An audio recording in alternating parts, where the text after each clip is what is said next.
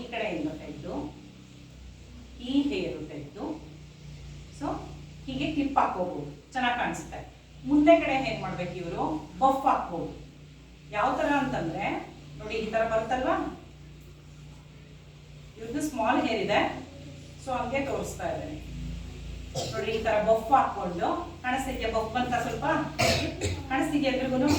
ಈ ತರ ಬಫ್ ಹಾಕೊಂಡು ಇಲ್ಲಿ ಕ್ಲಚರ್ ಅಲ್ಲಿ ಒಂದು ಇದು ಹಾಕೊಂಡು ಬಿಡ್ಬೋದು, ಹೇರ್ ಚೆನ್ನಾಗಿ ಕಾಣಿಸುತ್ತೆ. ಒಂದಾಯ್ತಾ, ಇನ್ನೊಂದು ಎರಡನೇದು ಹಾಗೆ ಹೇರ್ ಬಿಡ್ಬೋದು, ಲೂಸ್ ಹೇರ್ ಬಿಡ್ಬೋದು ನೋಡಿ. ಈ ತರ ಲೂಸ್ ಹೇರ್ ಬಿಡ್ಬೋದು, ಸ್ಟ್ರೈಟ್ ಮಾಡಿ ಲೂಸ್ ಹೇರ್ ಬಿಡ್ಬೋದು ಇವರಿಗೆ.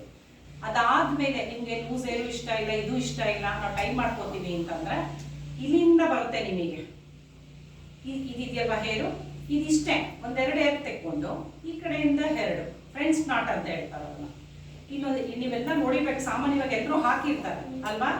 ಅದನ್ನ ನೀವೇನ್ ಮಾಡಬೇಕು, ಜಾಸ್ತಿ ಎಣಿಬೇಡಿ, ಗೌನಿಗೆಲ್ಲ ಜಡೆ ಹಾಕಿದ್ರೆ ಚೆನ್ನಾಗಿರಲ್ಲ. ಈ ತರ ಒಂದೆರಡು ತಗೊಳ್ಳಿ, ಇಲ್ಲಿಂದ ಒಂದೆರಡು, ಓಕೆನಾ. ಇಷ್ಟು ತಗೊಂಡು ಒಂದು ಇಲ್ಲಿಗೆ ಬಿಡಿ, ಇಷ್ಟೇ.